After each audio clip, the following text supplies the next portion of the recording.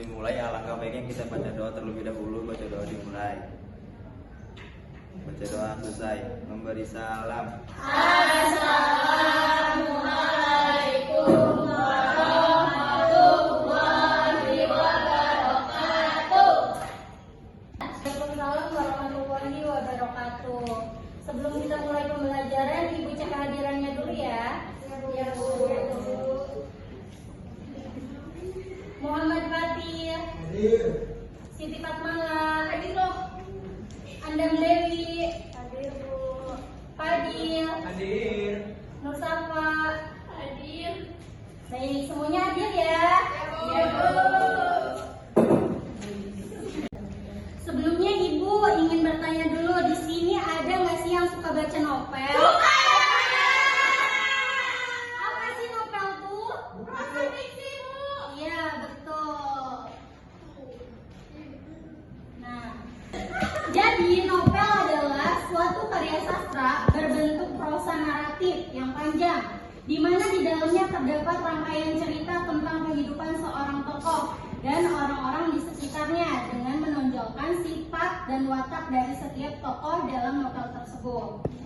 Nah, jadi novel adalah suatu karya sastra yang menceritakan tentang kehidupan seorang tokoh dan orang-orang di sekitarnya dengan menonjolkan sifat dan watak dari setiap tokoh dalam novel tersebut. Kemudian yang selanjutnya itu ada struktur novel. Di sini ada yang tahu nggak sih ada berapa struktur novel itu? Saya Bu.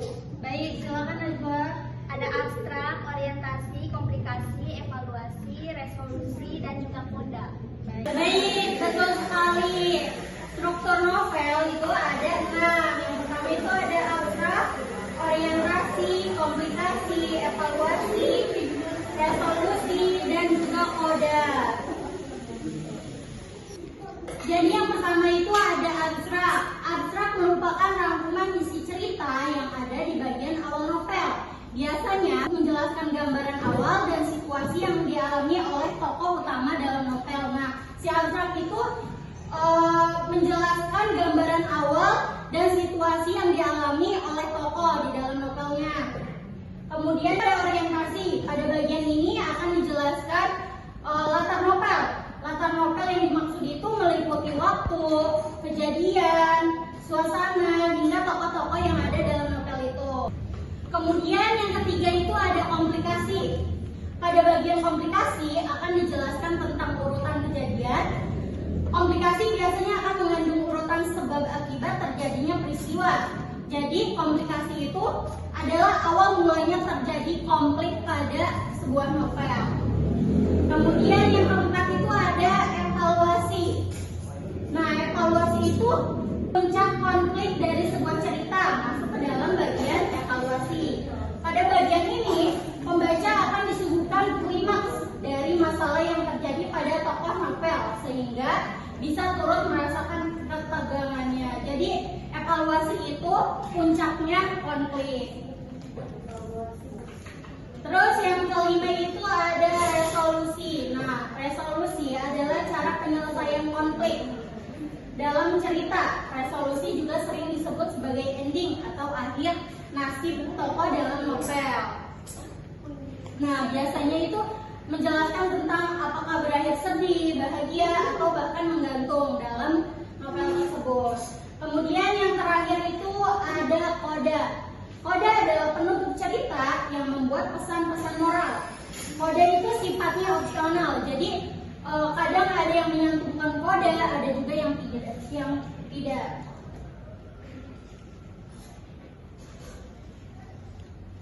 Kemudian yang selanjutnya itu ada unsur-unsur pada novel. Nah, ada yang tahu nggak sih unsur-unsur pada novel itu apa aja?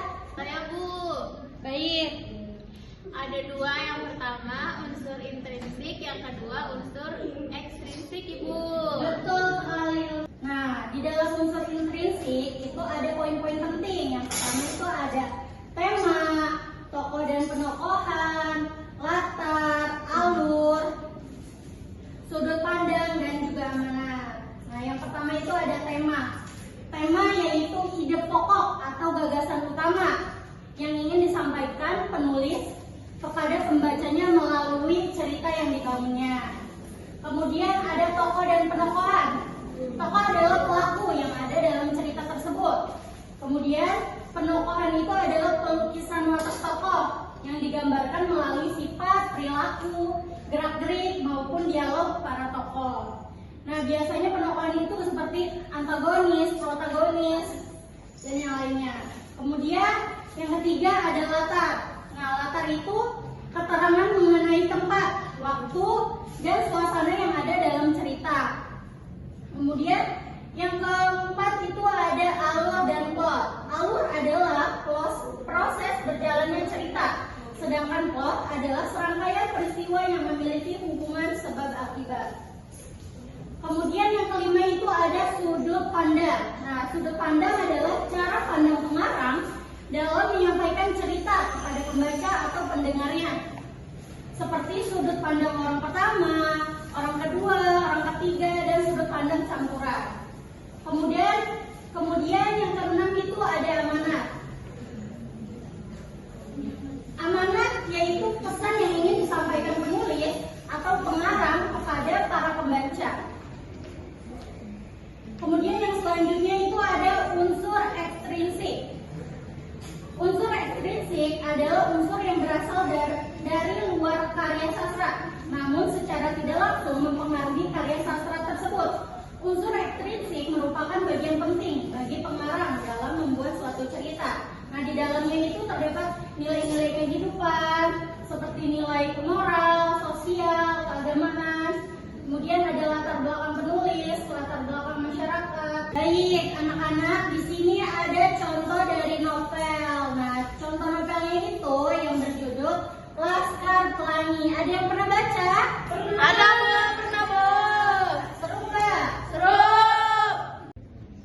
Baik, di sini Ibu akan memberikan tugas ya, karena materinya sudah selesai. Ibu akan memberikan tugas kelompok. Nah, kemarin sudah dibentuk kan kelompoknya? Sudah. Tugasnya itu adalah menganalisis unsur intrinsik yang ada pada novel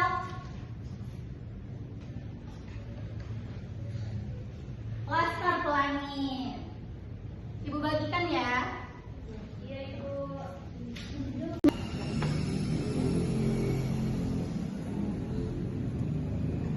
Pengerjaannya itu 35 menit ya anak-anak. Baik, Bu. Selamat mengerjakan. Dari perwakilan kelompok 2 akan mempresentasikan hasil diskusi kami. Selanjutnya ada latar. Latarnya adalah latar tempat itu Belitung, sebuah pulau dengan keindahan alam yang memukau. Waktunya itu sekitar tahun 1970-an saat kondisi pendidikan di daerah masih terbatas. Suasananya suasana penuh semangat, perjuangan, dan persahabatan. Selanjutnya ada alur cerita maju mengikuti perjalanan Ikal dan teman-temannya dari awal masuk sekolah hingga mereka beranjak dewasa.